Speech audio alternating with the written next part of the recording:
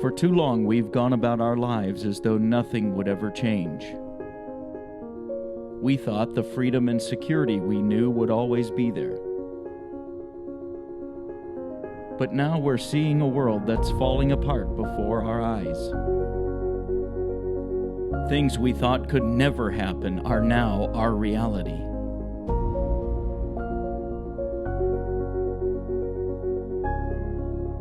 But what if the world isn't falling apart? What if God is just putting it together? I'm your host, Brad Brandon, and thank you for joining the End Times Update.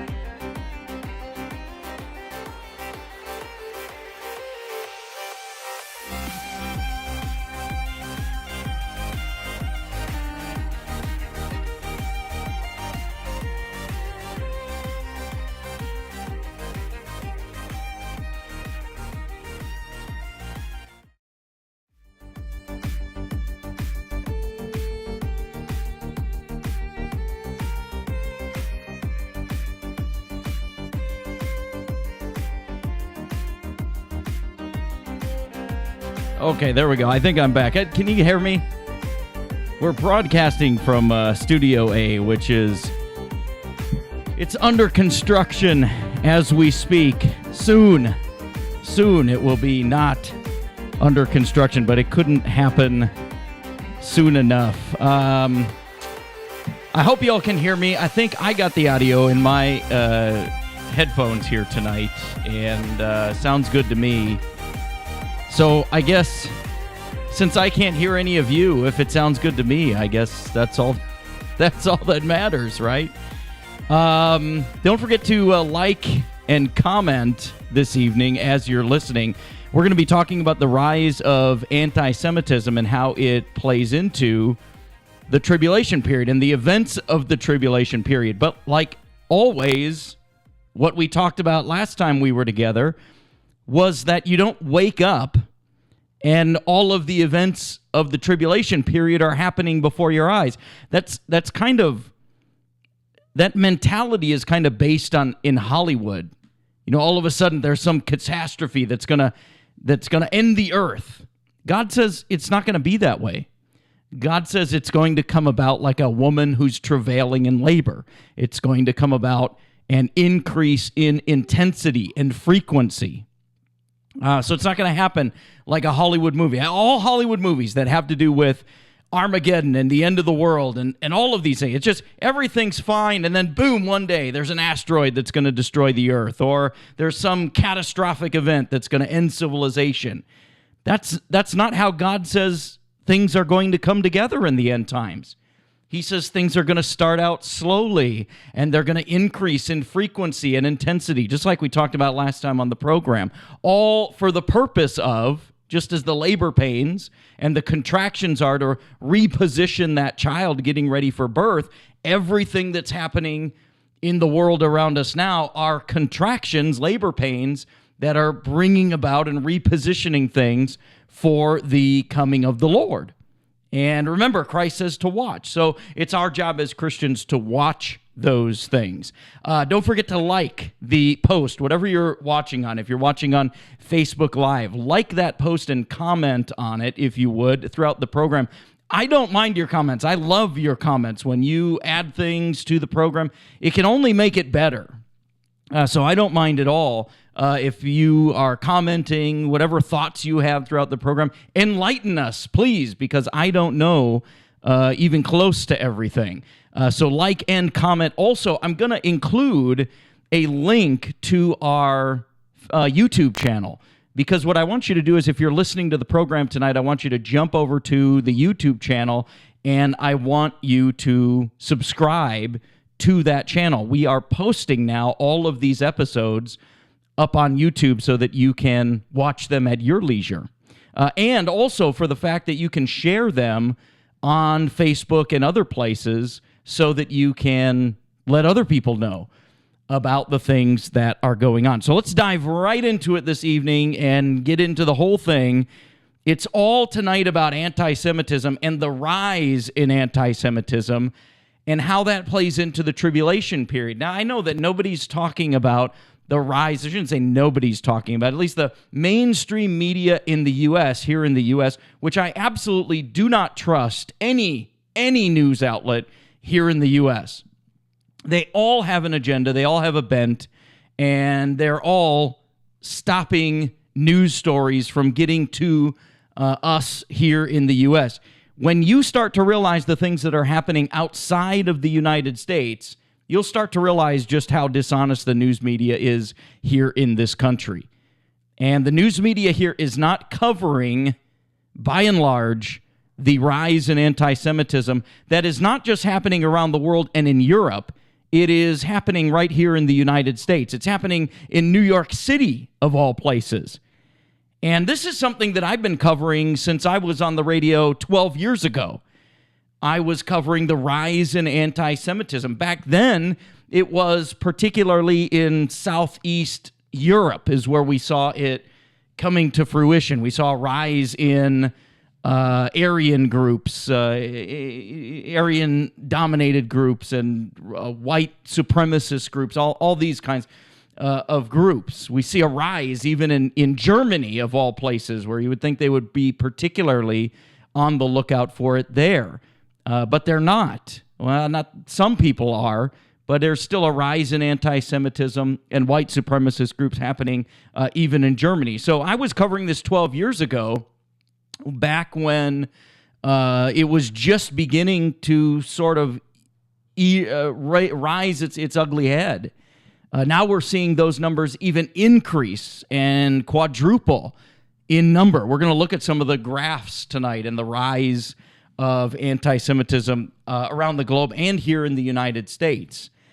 But I think that the place to start really is in history. That I think when we talk about anti-Semitism and we begin to think certain things, and immediately our mind goes to Nazi Germany.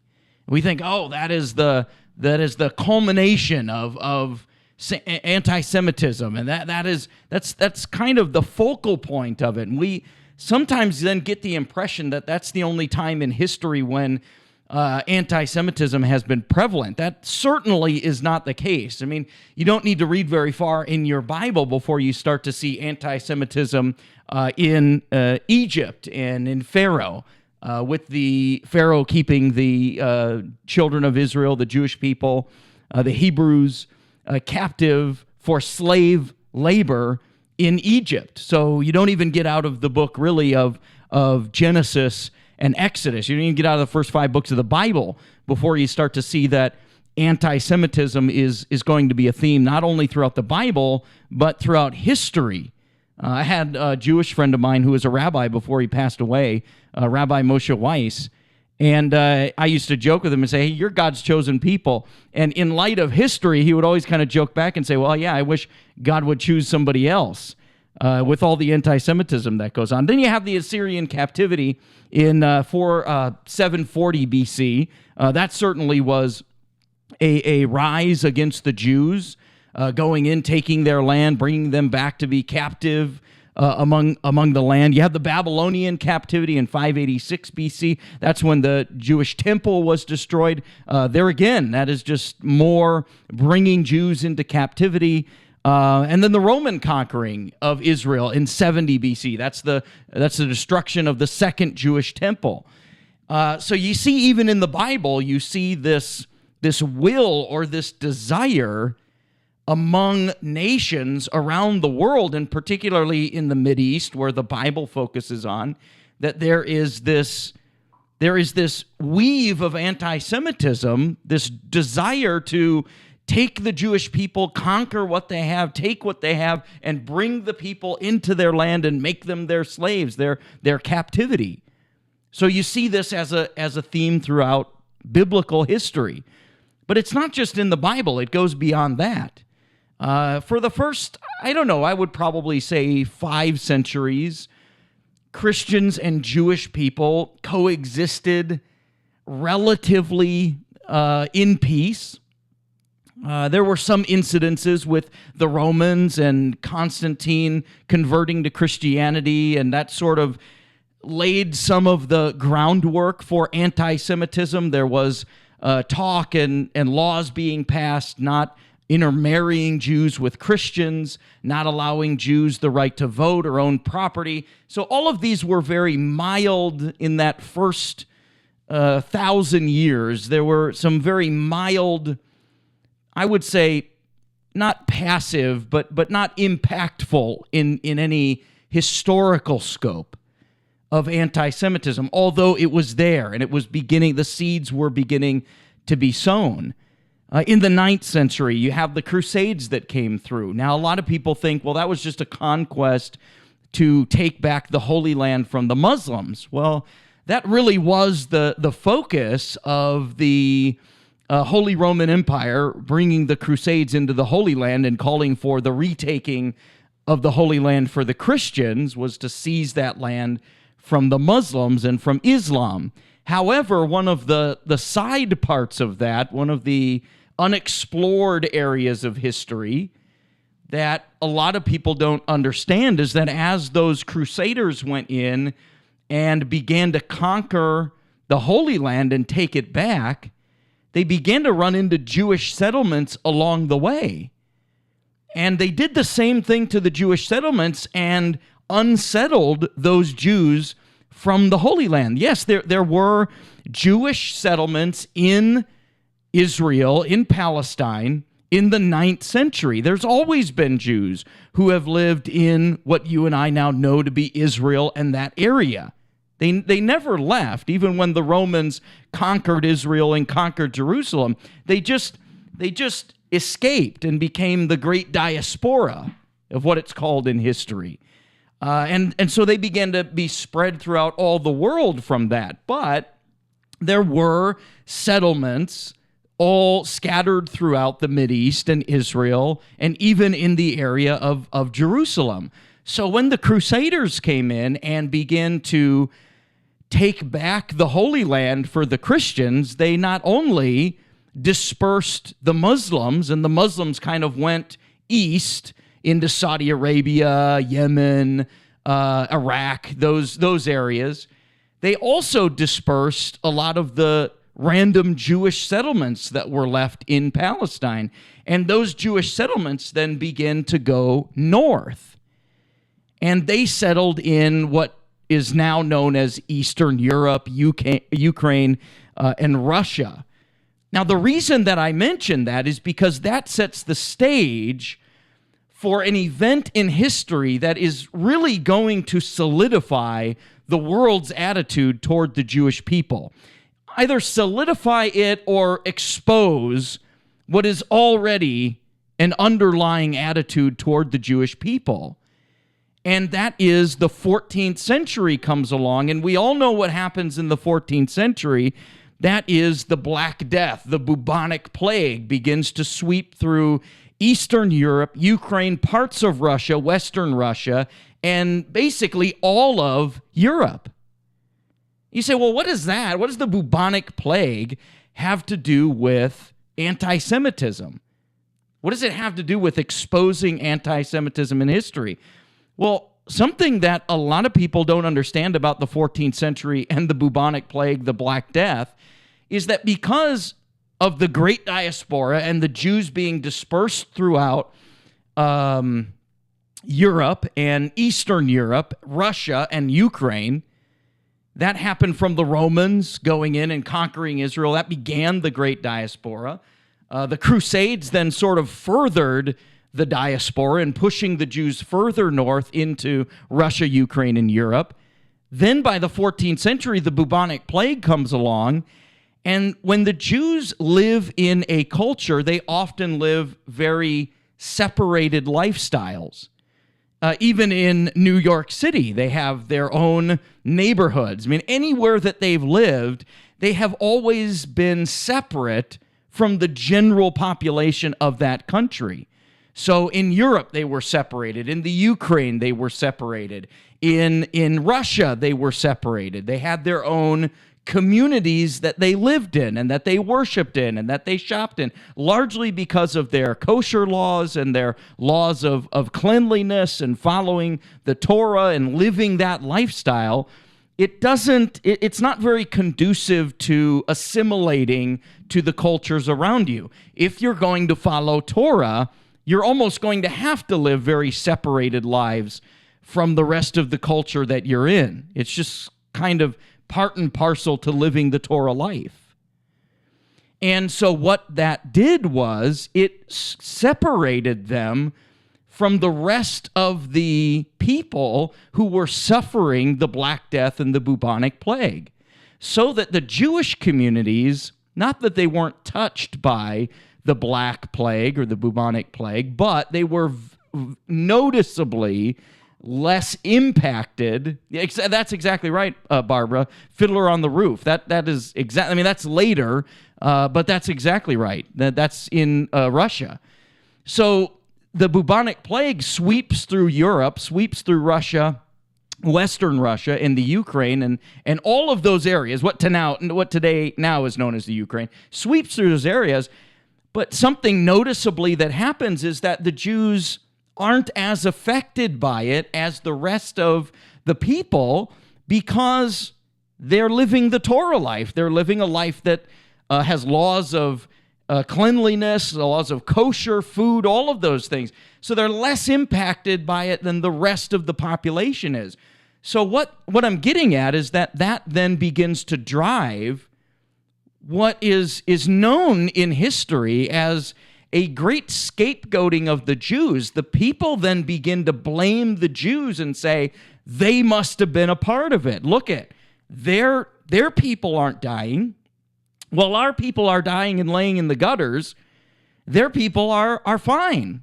They're noticeably less impacted by the bubonic plague, and so they become the scapegoat for it. People start to make up things and say, well, that they begin to think that, well, the Jews probably poisoned us. So all of this begins to form an anti-Semitic mindset that sweeps through Russia, sweeps through Eastern Europe, and on into Western Europe. And that never leaves.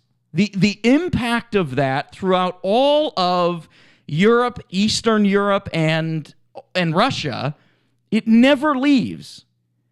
And that really is the basis for then what becomes an anti-Semitic movement that sweeps the world. That's really where it all starts in the 14th century, was the Jews were the scapegoat of the bubonic plague. And so people accused the Jews of poisoning the wells, poisoning the water, poisoning the food supply. Because look at, our people are dying and the Jewish people are largely untouched by the bubonic plague. It must be their fault. And so then in 1290, the Jews were expelled from England. 1394, they were expelled from France. In 1492, they were expelled from Spain. So this really lays a foundation. The bubonic plague in the 14th century lays a foundation that will set the mindset of people all throughout Europe and Eastern Europe and Western Russia. Then you have Martin Luther, who comes on the scene in 1543. He writes a publication called Concerning the Jews and Their Lies. Yes, Martin Luther. You may not understand this, but although he was a great Reformationist, he was also very anti-Semitic. And in this publication, he calls for the killing of Jews. He calls for the burning of synagogues. He calls for treating the Jews like dogs, and that they are only good to be a slave class to the rest of the world. I mean, he wrote some pretty horrific things in concerning the Jews and their lies. Although he did start and spark the Reformation, there was a lot of ugliness in Martin Luther, even concerning the Jews. This was heavily drawn upon, this publication that he wrote, The Lies Concerning the Jews Concerning Their Lies. It was heavily drawn upon by the Nazi Party in the 1930s. They reprinted it. They put it, quotes of it in their publications and distributed it to the population of Germany in the 1930s. In fact, it's largely accredited to the rise in popularity of the Nazi Party, which took power in the 1930s. People began to read these publications and see, oh, well, Martin Luther wrote this. Well, wow, it must be true then. And so it was reprinted and distributed by the Nazis. They were being accused of trying to usurp the Nazi government as far back as the 1870s. There were publications calling for the exclusion of Jews to even be citizens. And so this gave way to a lot of beliefs concerning race. And this is where the population of the popularity of the Aryan race came about. The Aryan race being superior to the Jews. The Jews were less evolved. They were a less evolved form of mankind. This was written in a publication called The Inequality of the Human Race in 1894. The Russians, they printed a publication called The Protocols of the Elders of Zion. It was basically a faked document that told of a plot of Jewish rabbis and leaders to take over the world. But the Russians published this, sent it throughout the entire world, known world at the time. This was around the turn of the century, the 1900s. And a lot of people read this and took it as fact that there was this conspiracy of Jews to take over the world. But it's been proved to be a completely fake document. In there, they were talking about the blood libels. This is a belief that goes back, again, to the 13th and 14th century, that the Jews were kidnapping children so that they could drink their blood. I mean, this is horrible stuff. And all throughout this is spattered accusations of Jews kidnapping children and Jewish people being lynched throughout Europe because they were, much like the blacks were lynched here in the U.S., wrongly accused of rape and murder and all kinds of horrible things, and mob violence went and vigilante justice became the way to do it. That's what was happening in Europe at the time, only concerning the Jewish people. And so the Russians published the Protocols of the Elders of Zion. This was fake, absolutely proven to be fake. And then the Russians began to implement what they call pogroms, which in Russia means wreak havoc.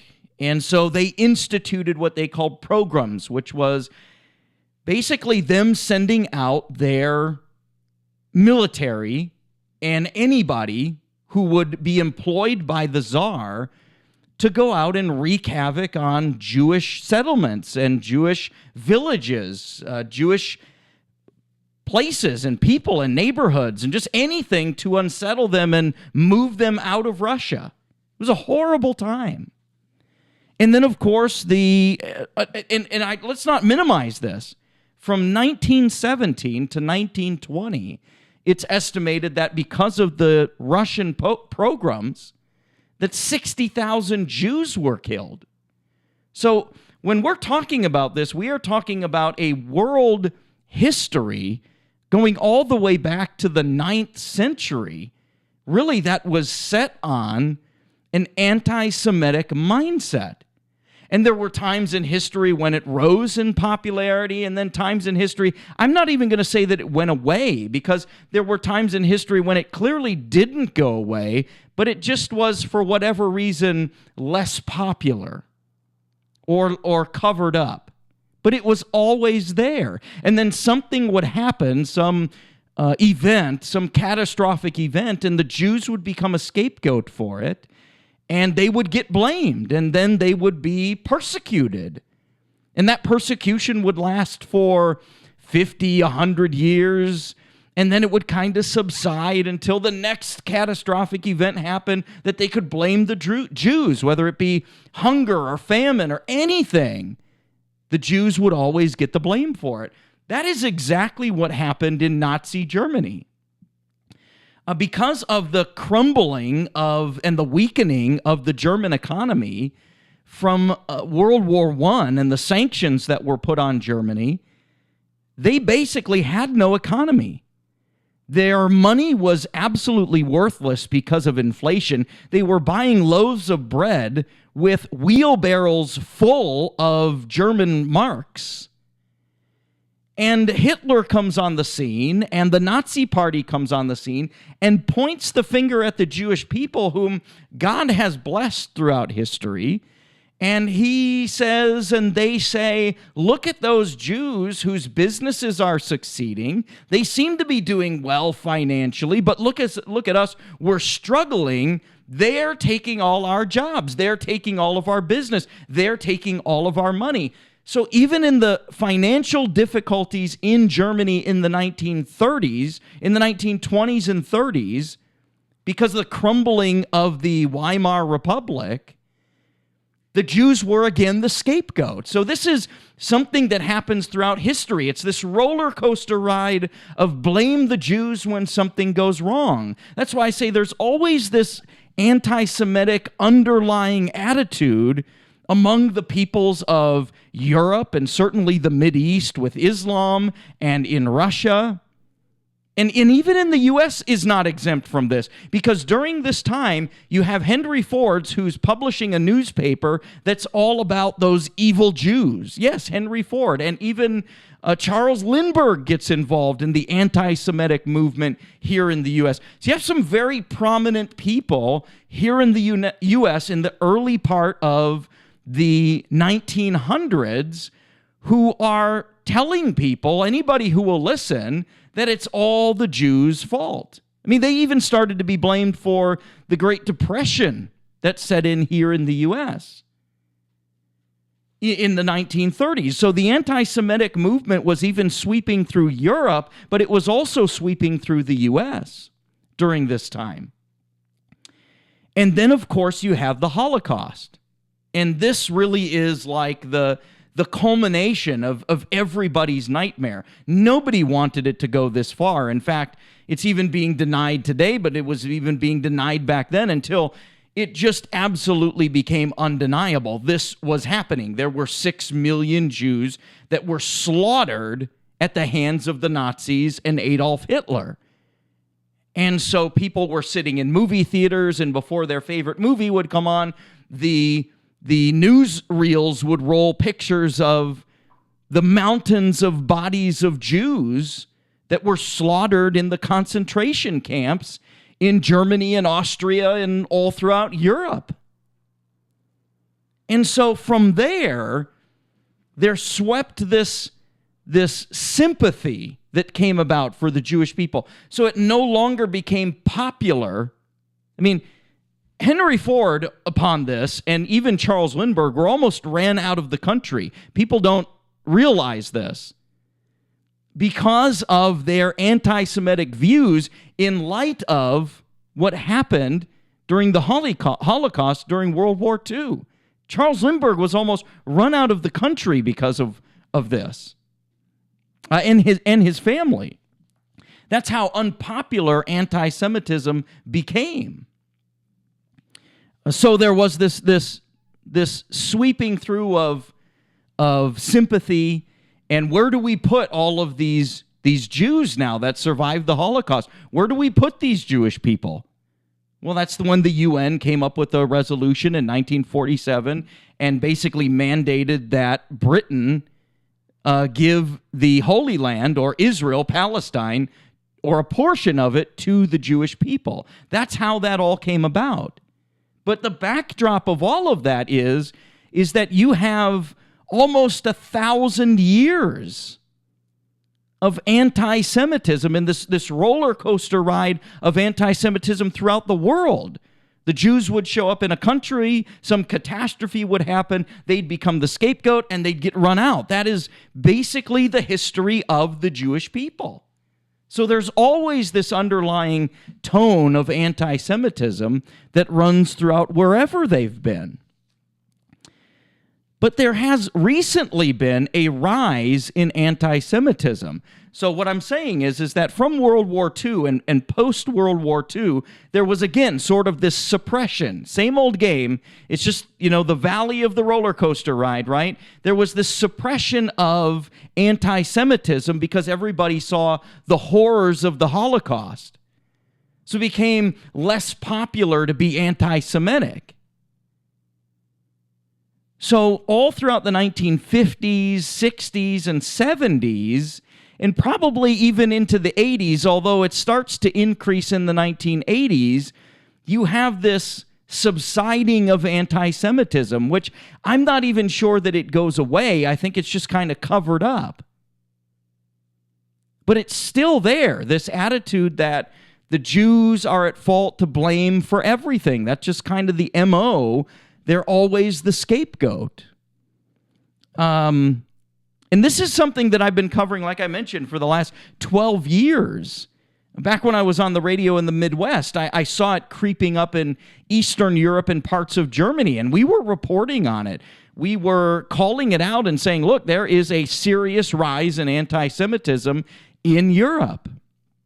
And now it's sweeping the globe. It's even rising here in the U.S. Let me give you I have a couple news stories concerning this, and then I'll show you a couple graphs on the screen behind me, and then I have a news story from a news outlet, France 24, that I want you to see, because there's not going to be any outlets that are reporting on this here in the U.S. You're not going to be able to get the information here.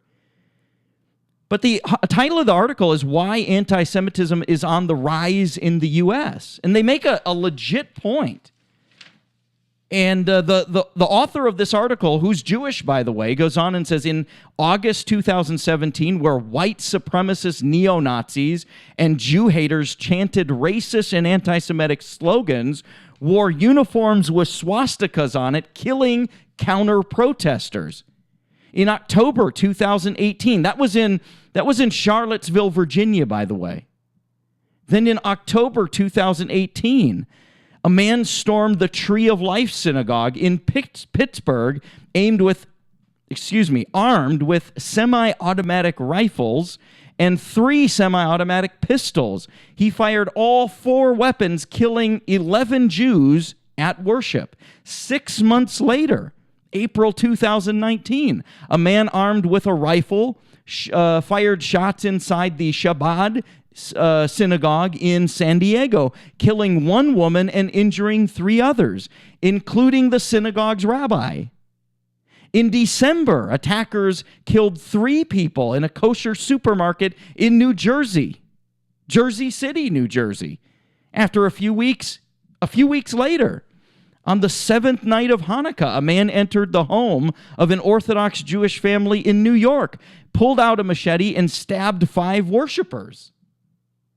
I mean, think about that. From August 2017 to the end of last year, you have 7 massacres of Jewish people here in the U.S., from San Diego to New York City, all targeted at Jewish people. I mean, you don't even see this kind of violence against Muslims and Islam. You don't see this kind of violence against any other ethnic group in the U.S. According to New York City Police Department, more than half of the 423 hate crimes in the city last year were directed at Jews. More than half of the hate crimes in New York City were targeted at Jewish people. So let's not pretend like this is a problem in Europe, or this is a problem in the Mideast or Muslim countries. This is a problem that's on the rise right here in the U.S. And I'm making a point to this because there's a reason. All of this plays into the tribulation period. According to the Anti-Defamation League, there were 1,879 attacks against Jews and Jewish institutions in the United States in 2018, the third highest year on record since it began tracking its data in the 1970s. So just in 2018, this is the third highest in violence against Jewish people and Jewish institutions. So this is clearly a problem that is on the rise. There's some other poll data in here. Over time, these numbers have increased. The Anti-Defamation League found that 29% of Americans held anti-Semitic views in 1964. That figure dropped to 12% in 2009, but in 2016, it was up to 14%. So again, there's periods of this roller coaster ride of anti-Semitism, and here we are. It's on the upswing. It's on the increase. I want to show you a couple graphs. I think, let's see, where do I have these graphs? Oh, I know, I've got them here. Let's go up here and check this out. So this is a graph that shows in the U.S., anti-Semitic incidences in the U.S. rose 57% compared to 2016. So this is comparing 2017 with 2016. And it's saying that it increased 57%. I mean, look at the graph. 1,986 incidences of violence against Jewish people, according to the Anti-Defamation League. So it's increased since 2008. Then it dips down in 13, and then jumps back up, way up, in 2017. So it's clearly on the upswing and on the rise. You have this being put out by the CST, which is a Jewish advocacy group. I mean, look at the numbers. This is now not U.S., but this is worldwide. The CST is an international Jewish advocacy group. So these numbers are international. And what they're basically saying is the number of incidences from 2007 to 2018 have increased threefold. And I always like to point this out is, we're not looking at groups that are typically sympathetic to Israel and the Jewish people. We're looking at probably, I would say, that the Anti-Defamation League leans liberal and other news outlets lean liberal, but yet they're reporting the same thing, that there is a great increase in anti-Semitism over the last probably 2 or 3 years. A noticeable increase of this. And so it's just something that we take note of. And here, I'll play this news story for you. This is interesting. So I want you to see that this is a current problem that's happening. And then what I want to do is pull in, because this all ties into the tribulation period, a major event that happens in the tribulation period. And I want to touch on that tonight. So here, look at this news story. And at the end of the news story is Curtis Sliwa. He's the guy who started the Guardian Angels. He used to be a regular guest of mine on the Word of Truth radio program back years ago when I used to do that in the Midwest. So it's good to see his face again. Still good to see that he's out on the streets of New York City doing the stuff. But watch this. It's interesting to see. This is all about a story of anti-Semitism that's on the increase, on the rise, in New York City, of all places. Brooklyn's Crown Heights neighborhood is home to a large Orthodox Jewish population. Following a spate of attacks on the Jewish community here in New York, people are on the defensive. I think that if they know that they're armed over here and there's pepper spray, when they come in, they're going to have a little gifts towards them. Not going to sit around like sheep to the slaughter. According to police data, there were 421 hate crimes committed in New York City over the course of 2019. More than half of those were targeting Jews. Almost everyone here has an anecdote about a hate crime. We had somebody right here in the synagogue come in a week ago when I was praying. Right then, when I was praying, he came in and says, I'm going to kill the Jews and shoot up everybody in the synagogue. They chased after him, and they found him. He's a mentally ill person. Some locals are helping others prepare to defend themselves. At this barber's, they've been handing out pepper sprays. They've been so popular, they've run out.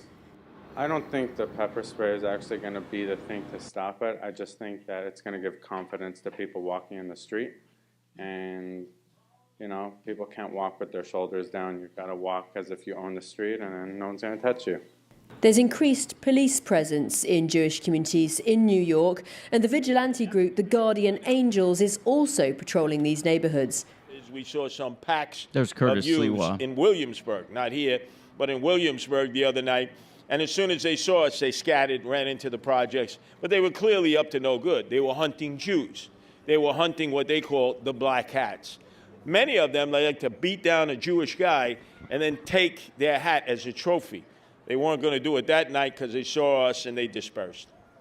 People here say they Wow. feel let down by the local So there's authorities. groups in New York City that are hunting the Jews. They seem to appreciate any help they can get. And God bless the Guardian Angels for stepping in and putting a stop to that. Anyway, so you see that this is not a problem that is, you know, we think of anti-Semitism, we go, oh, that was horrible during World War II. It's not just a problem that's World War II. It was happening long before World War II, going back to the beginning of the Bible, and then on the rise again in the 9th century, and then in the 14th century, and then a roller coaster ride from there of just anti-Semitism, catastrophic events, the Jews getting blamed and then being pushed out of that country onto the next catastrophic event and getting blamed for that and then getting kicked out of that country. This is just the history of the Jewish people. And so it comes to the culmination of World War II, and where do we put these Jews? And that's when the United Nations wrote the resolution and the mandate for Britain then to give the Palestine back to the Jewish people. Part of it, by the way, to the Jewish people. So it's not just a problem that's isolated to World War II and now it's all over.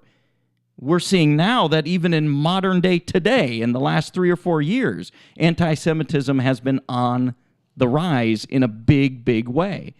Acts of anti-Semitism on the rise. France, the government of France reporting that anti-Semitism, violence against Jews, is up 27% in 2019. So in 2019, it was up 27%. In Britain, the government is reporting that violence against Jews is up 10%. In the U.S., our government is reporting that violence against Jews and hate crimes is up 60%, according to the Anti-Defamation League. The Anti-Defamation League. In Canada, it's up 63%. So 60% in the U.S. and 63% in Canada. And these are all real-time numbers, things that are happening right now. So what does that mean in regards to the tribulation period? Well, this is what I want to get into tonight when it comes to prophecy.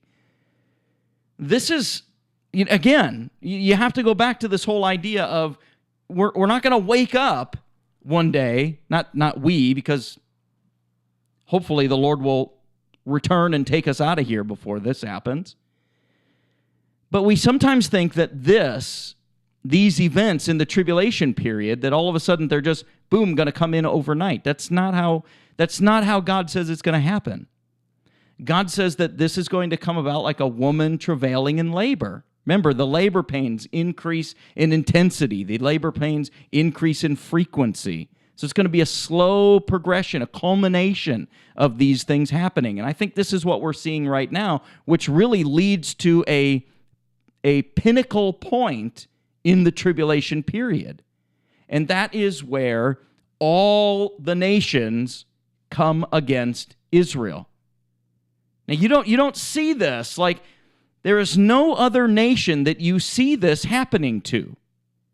You don't see this happening to Iran, Iraq. You don't see it happening to Egypt. You don't see it happening to Lebanon. There's no other country on the face of the planet that you see these things coming together. And yet the Bible tells us that this is exactly how it's going to happen. And in Zechariah chapter number 12, Zechariah is given the word of the Lord. And it's actually called, he titles it in verse number 1 of chapter 12, he says, the burden of the word of the Lord. So he's given this, and he's saying, this is a burden to me, to report this, to talk about this, to tell you about what God has put in my heart to tell you as far as the word of the Lord and the prophet Zechariah. But look at verse number 3.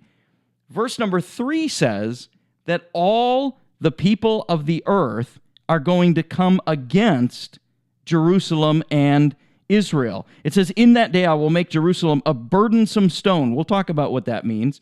For all people, all that burden themselves with it shall be cut in pieces, though all the people of the earth will be gathered together against it. If you look at Zechariah 14 and verse number 2, he says, I will gather all nations against Jerusalem.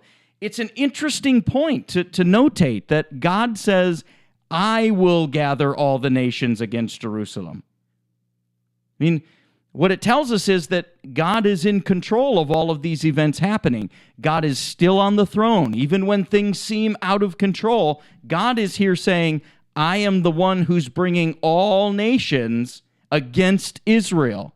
There's a reason for that. I don't know that we'll have the time to get into that tonight. Joel chapter 3 and verse number 2 says, I will gather also all nations, and they will part my land. It's interesting that he mentions that they part the land. In Joel 3:2, he says that I will also gather all nations and that parted my land against Israel. So he talks about it as though the parting of the land is in the past tense. Now remember, a lot of people might think, well, this isn't prophecy, this is just Zechariah talking about the destruction of Jerusalem and Israel in 586 BC. It's not, because not all nations came together during that time. The land was not parted during that time. There are details in this story that do not fit that. Jerusalem is laid waste during this time. There is nothing left of her. She was crushed by the Babylonian Empire. And the prophecy here says, in that day, God will come in and give a great victory to the Jewish people. He will protect them. And that's talking about in Matthew chapter number 24, when he says they will flee into the wilderness to a place prepared of God. That's what happens here. So there's a point in the tribulation period, and it's shortly after the abomination of desolation. That's where the Antichrist walks into the temple, and he declares himself to be God. So he desecrates the temple. And I believe that at that moment, it's when the Jewish people realize that what they thought was the Antichrist, the anointed one, which, by the way, it's interesting how all religions are looking for an anointed one who's coming. All religions are. So could there be a man who comes in the future who claims to be the anointed one of God and fits all of the prerequisites that all the religions have, and it brings all the religions together? I've often said for a long time, the religion of the future is not Islam, or is not, the religion of the future is universalism. It's not that we're all going to be, joining the same religion. It's just that all religions are going to teach there's many roads that all lead to Rome. So could there be an anointed one who comes and the Jews look at him and say, hey, he's the Messiah? And the Krishnas look at it and hey, he's the Messiah. And the Muslims look at it and he's the Messiah. All religions are looking for an anointed one who's coming. I think it's possible that Antichrist might fit the mold of all of them, and all religions will look to him as being the anointed one, who will bring the whole world together in united peace. Because we all just worship the same greater power, right? Which we know that's not true. I'm speaking facetiously, of course. But that is universalism. Is that, look, you can be a Christian, you can be a Muslim, You can practice Hindu. You can practice any religion you want. We're all just worshiping the same higher power. That's universalism. I think that is the religion of the future. And so the Antichrist will come and he will desecrate the temple. And I think at that moment, all the Jews are going to realize this is not our guy. And when they realize that, this is where all of this comes into play. Zechariah's prophecy here is what is going to happen after the abomination of desolation, when the Jews realize that the Antichrist really is not for them. The persecution of all nations will turn against them, and some will die in Israel, and some will flee into the wilderness to what the Bible calls a place prepared of God.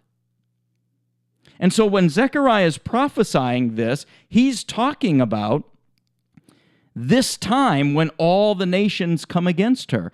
And he mentions it again in Zechariah 14:2, where God tells Zechariah, I will gather all nations against Jerusalem. Again, God is in control.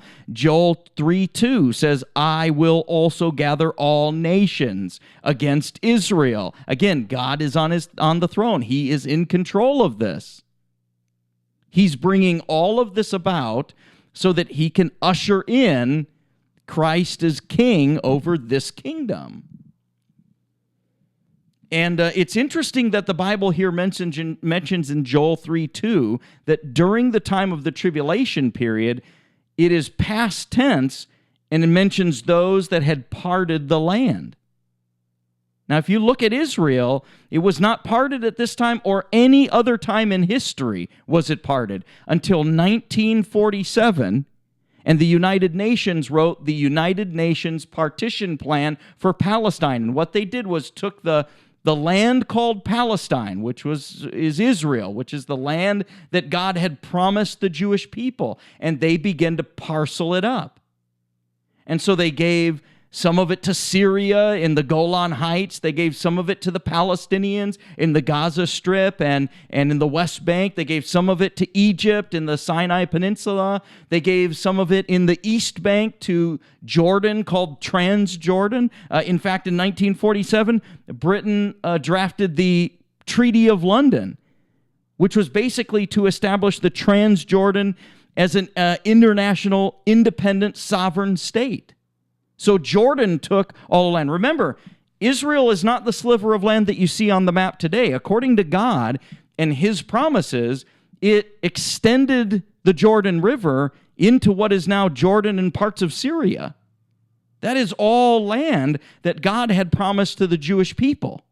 It doesn't stop at the Jordan River like it does today in the Dead Sea and the Sea of Galilee. Not the Sea of Galilee, that's further. But it doesn't stop on that eastern border. According to God's word, he promised the Jewish people all of the land beyond the Jordan River. So the United Nations came in 1947, and they began to divide up the land, just like what it says in Joel 3:2, which is an amazing prophecy that shows us that during the tribulation period, the land of Israel is going to be divided up. It wasn't during the Babylonian captivity. It wasn't during the Assyrian captivity. It wasn't at any other time in history where the borders of Israel and Jerusalem divided up. But they are today, just according to the prophecies that were given to Joel. So that is a big part of this, that it is an amazing prophecy that here we're seeing a land of Israel that's divided up just as described in the vision that God gave Joel. So they divided up the land in 1947, and then of course they gave Israel the sliver of land that they have now, by and large, with some border differences through peace treaties and stuff. But by and large, the land that they have today was given to them in 1947. That was the mandate that was laid out by the United Nations, and then that was executed by Britain. But so we see that here in Zechariah 2:3 that all the people of the earth, all the nations, as described in Zechariah 14:2, all the nations, as described in Joel 3:2, come against Israel. So we know that in the tribulation period there is this anti-Semitic, anti-Jewish, anti-Israel view. People hate Israel, and they hate the Jewish people, and they're looking for any reason to blame them for their problems. Remember, all of the vials that are opened, all of the seals that are open, all of those horrific things that happened during the tribulation period, all of the famines, all of the earthquakes, all of the catastrophes that happen in Revelation chapter 4 through basically 7, all of that creates chaos throughout the entire world. There's going to be people who are looking to blame somebody for the world's problems. There's going to be famines. There's going to be economic problems. Remember we talked about on the last program that they're going to be buying food for a penny, which is a day's wage, just enough food for that day for a day's wage. So clearly there's going to be problems in the world in the tribulation period, and people are going to be looking for someone to blame, and the Jews are going to be a very convenient group of people to blame. And then all of a sudden, when they are not with the program anymore and the Antichrist turns against them, boom, all of the nations are there immediately to turn against them. And if you read the books of prophecy like Daniel chapter 9, there's armies from the south. If you read Ezekiel chapter number 34, there's nations from the north coming down. There's nations from the west and from the east. So the Bible describes in the book of Revelation from the west and east, Daniel says from the south, and Ezekiel has a vision during the tribulation period that an army comes from the north. So north, south, east, and west, all armies are coming against Israel and Jerusalem. Now that you don't just wake up one day and all of a sudden have a target. These are sentiments that are underlying the people even right now. And if you look at even just the area in which Israel resides, all of her neighbors have a disdain for her. All of them do. There is also called in Zechariah 12:2, Jerusalem and Israel is called a cup of trembling. Now, why in the world would she be called the cup of trembling? Well, this is interesting. If you know any of the history in regards to the history of Israel from 1948 and then the war of 1967, you know that there were miraculous battles that were won that gained them their independence and then also gained them some of their land back in the War of 67. Some of the stories are absolutely amazing. In many of the battles that they fought, Israel was outnumbered 10-1. And we're not talking about 10-1 highly trained troops. We're talking about the Arab Liberation Army, which had tanks, well-equipped, they were trained troops. And what did Israel have in 1948? They didn't have a military because they had just been formed.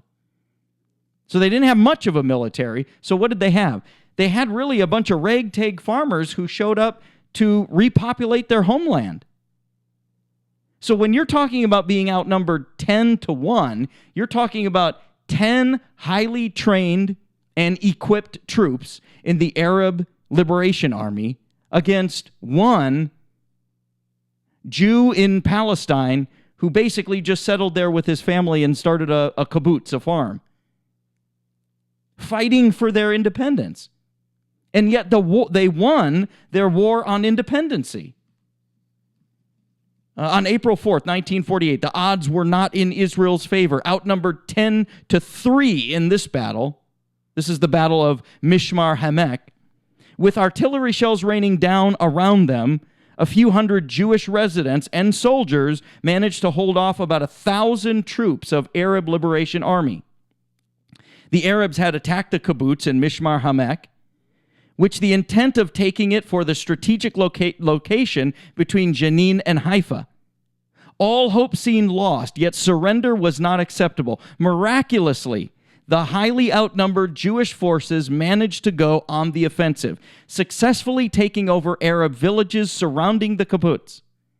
This attack led to the Arab Liberation Army's retreat and was the last significant stand of the Arab Liberation Front in the Israeli War of Independence. Here's another story, the Battle of Safed. In 1948, as their sovereignty over Palestine was coming to an end, the Britons were handing over the strategic high points of the city to the heavily armed Arab troops. Outnumbered and outgunned, the Israeli forces struggled, battling over Safed for months. In late April, an artillery piece nicknamed Davidka was delivered to the Jews. It was surprisingly ineffective. This piece of artillery, Davidka, was basically a piece of artillery that made a bunch of noise to cause confusion. Look at what happened in this. It's so cool. The most notable feature of Davidka was the tremendous noise it produced. A rumor quickly spread throughout the Arab world and Arab ranks of the army that the Jews had acquired an atomic bomb. And the entire Arab community left that night with their exit morale deteriorated among the Arab troops, and the city was secure. It's story after story just like this. Saving the kibbutz during the War of Independence. 24 homemade Israeli armor trucks and cars took a wrong turn on the way to aid and besiege a kibbutz and crossed accidentally entering Lebanon. They realized their mistake when they ran into 20 brand new Syrian armored cars traveling with dozens of Syrian supply trucks carrying ammunition and artillery. So you have a bunch of farm trucks of Israel with some troops in them and some guns, and they run into this heavily armored Syrian group with armored cars, full of artillery, the whole deal, right? And you would think it's all lost, it's all gone. The Israelis immediately fired at the Syrian trucks and amazingly hit a tank loaded with gasoline, causing an explosion which set fire to a truck full of hand grenades, and one by one, each of the Syrian convoy exploded. The loud booms could be heard for miles and scared the surviving Syrians abandoned their cargo. The Israelis had just enough people to drive the captured armor vehicles and Syrian weapons back. By the time they finally reached the kibbutz, the Arab besiegers had already left. Apparently, after they had heard rumors the Israel forces invaded Lebanon, they fled back to Syria. That's how one wrong turn saved an entire kibbutz in Israel's War of Independence. This goes on even into the Six-Day War in 1967. There's miraculous deliverance after miraculous deliverance, and each time they won the battles. Now, that's why today, you ask the question, if everybody hates, all of Israel's neighbors hate them, why don't they just come against them and wipe Israel off the face of the map if they hate them so much? Because they are a cup of trembling. Because the Arabs in Syria and Egypt and Jordan and Lebanon and even in Iraq, which is interesting, when Iraq was going to send chemical weapons in 1991 into Israel, all of a sudden the wind shifts and begins to blow back toward Iraq. And so Iraq calls off the attack and never does deliver the chemical weapons into Israel. So it's miraculous deliverance after miraculous deliverance after miraculous deliverance. And so the Syrians and the Lebanese and the Jordanians and the Egyptians, they all know this history. So they're not going to touch Israel because they are afraid of Israel, because they've already come up against her in 1948 to wipe her off the map, and miraculously, with a bunch of ragtag troops, lightly armed, they win against an entire Arab liberation army.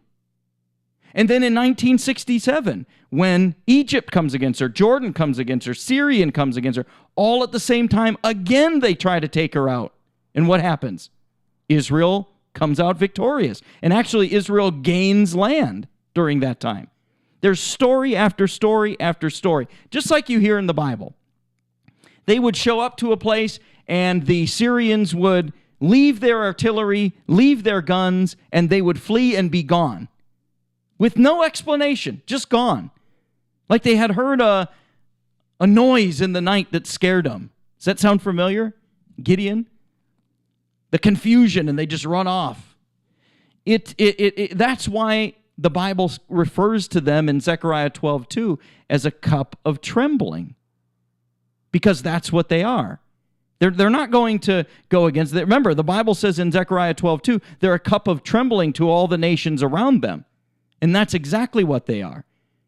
All of those nations are fearful to come against Israel because they know that every time that they've come against Israel in the past, Israel has been outnumbered, they've been outgunned, they've been out-armored, they've been the underdog every single time, and what happens?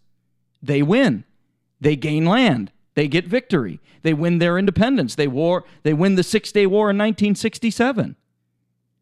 So truly Israel right now, to all of her neighbors, is a cup of trembling, just as Zechariah 12:2 says. Just as God told Zechariah that Israel would be and Jerusalem would be in the tribulation period during this time.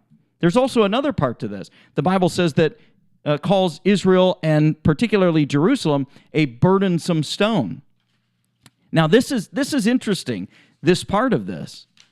I have a news story here that titles the Mideast peace process, and it calls it the burden of history. You can't make it up.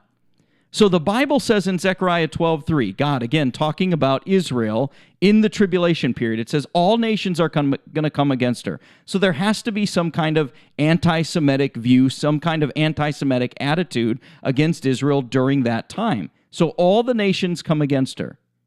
She's a cup of trembling, God calls her, and that's exactly what she is right now. Her land is divided. That's exactly what she is right now. And it also calls her a burdensome stone. God refers to and gives the title to Jerusalem, the burdensome stone. I'm holding this news story from the Washington Institute, and it's referring to the Mideast peace process, and it says that it is the burden of history. It calls it the burden of history. And it goes on to describe how burdensome this Mideast peace process has been to the whole global system. Look at all the times that resources in this area is spent on the Mideast peace process.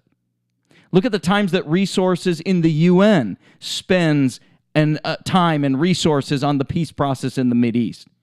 Estimates say that 1/3 of all the time and resources of the UN are spent on trying to bring peace to the Mideast. Bringing peace to the Mideast has everything to do with Jerusalem. Remember we talked about the Temple Mount and East Jerusalem? Okay, that's the focal point of the Mideast process. When you talk about peace in the Mideast, that is the focal point. It all revolves around the Temple Mount. If you can solve the Temple Mount problem, you can solve the Mideast peace problem. That is the focal point of it all. And so God says, in a vision, a word that he gives to Zechariah, he says, Jerusalem is going to be a burdensome stone. And now you start having people saying, boy, this whole Mideast peace process to solve these problems in Israel is really turning out to be a burden. And then you have the UN saying, we're spending 1/3 of all of our time and resources on trying to bring peace to the Mideast and the Temple Mount and in Jerusalem. The UN has a peacekeeping budget of $6 billion. If you can imagine, a global peacekeeping budget of $6 billion. I think it's like 26% of that is funded by the U.S. So that's their global budget. So that includes Africa, that includes Indonesia, anywhere where there's not peace globally, okay? They will sink $6 billion a year into trying to keep peace all over the world. In Nigeria, where I spend a lot of time, the UN is there. 2 billion of that, so 1/3, 2 billion of that is designated to peacekeeping initiatives in the Mideast. So when God says, just think about these prophecies that are laid out in Zechariah 12, 13, and 14, Ezekiel 34, Daniel chapter 9. All of these are prophecies that are referring to the future, the tribulation period. And God says that Jerusalem specifically is going to be a burdensome stone. And he also promises and says anybody who tries to carry that stone, that burden, is going to be cut in pieces by God himself. So there's no hope for these nations who are working against Israel. God is going to come in and miraculously deliver on the wings of eagles, as described in on the wings of an eagle, as described in Revelation. But Israel, Jerusalem, is described as a burdensome stone. And we have the UN saying, wow, 1/3 of all of our resources are being spent on this. 1/3 of our peacekeeping budget is being spent on this. The Washington Institute says this is the burden of history, this whole peacekeeping process in the Mideast. And then you have in Zechariah 12:2, the cup of trembling. All of the nations are scared to come again. Why doesn't Egypt? Why don't they just all form a pact? Egypt, Jordan, Syria, Lebanon. Why don't they all just come together and be funded by all of the Arab nations that are in the Mideast and just get rid of Israel altogether and wipe her off the face of the map?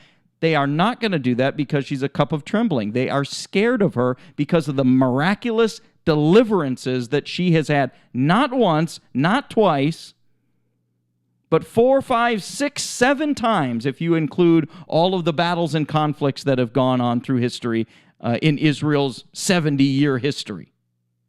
So she is a cup of trembling in the Mideast. And then it says all people will come against her. It says all nations. I know, for those of you who like to think, oh boy, no, the U.S., we're going to be the great, it says all nations. So even if the U.S. is around, which I think we probably will be, but in a very diminished capacity, because we keep destroying our economy and we keep letting the world system, the New World Order, destroy our economy. Because if you're going to have a one world government, you can't have one country that's stronger than all the rest. So you have to have an equilibrium sweep through that equalizes all the power so that one can usurp control. And that's what we see happening. Everything is being shifted to the top. Everything's being shifted and centralized. Think about this, even with this COVID-19. I was talking to my wife about this today. Don't you think that it's strange that all of the mom and pop shops are closed, and yet all of the corporations, all of the large corporations are open? Walmart, Target, what other ones? Lowe's, Home Depot. Why is it okay for 200 people to be in Lowe's, but it's not okay for 10, 15 people to be in a mom and pop shop? What is this whole thing trying to do? It is an orchestrated event that's trying to shift the power away from the small businesses and the medium-sized businesses and shift everything into large corporations so that it can all be controlled by one central power. That's what all of this is about. Now, am I saying that COVID-19 isn't real? No, it's real. There's people dying from it. There's people sick from it. It's real. I'm not saying it's fake. I'm just saying this is one of the things that is happening, that we're allowing to happen to our country from this fear-mongering that's being put out there. And it's a great shift. It's a great repositioning of things to weaken our country and bring us into submission so that we are all in the plan, like Dave Williams just said. It's a plan. It's absolutely a plan. I don't think that there's somebody sitting in their office, corner office on Fifth Avenue controlling the world. I think it's all a spiritual thing that's controlled by one entity, and that entity is Satan. He's the one who's controlling everything. He is repositioning all of this because he is planning to go against God. But we know that the things that Satan uses, God is also using those very same things for his plan. And we know that God will ultimately have victory over that all. But you see, all the people of the earth will come together against Israel. Well, that doesn't happen overnight. There's an underlying rise in anti-Semitism that's going to give way to all the people, all the nations of the earth coming against Israel. And that's what happens in the tribulation period. So as we see anti-Semitism increase, Remember, you kind of on the surface look at it and you go, oh, there's no anti-Semitism out there. Oh, there absolutely is. And it's on the rise. And it's not just in Europe, and it's not just in the Mideast and in the Arab countries. It's on the rise right here in the U.S. From New York to San Diego, it's on the rise. Even into Canada, which is reporting a 63% increase in violence against Jews. All of this is pointing to the events and setting the stage for the events that are going to take place in the tribulation period. Now, all of this shouldn't make us anxious. I constantly repeat this message because this is not about being scared. This is not about being afraid. This is not about worrying about anti-Semitism. This is all, you should read Zechariah 12, 13, and 14, and you should be able to look at that and say, God is in control. Remember, God is saying, I will bring all nations against Israel. I will bring all nations against Jerusalem. I will is mentioned 16 times in Zechariah 12, 13, and 14. God is in control. Don't fret. Don't worry. It's all part of his plan. Good night, everybody. God bless.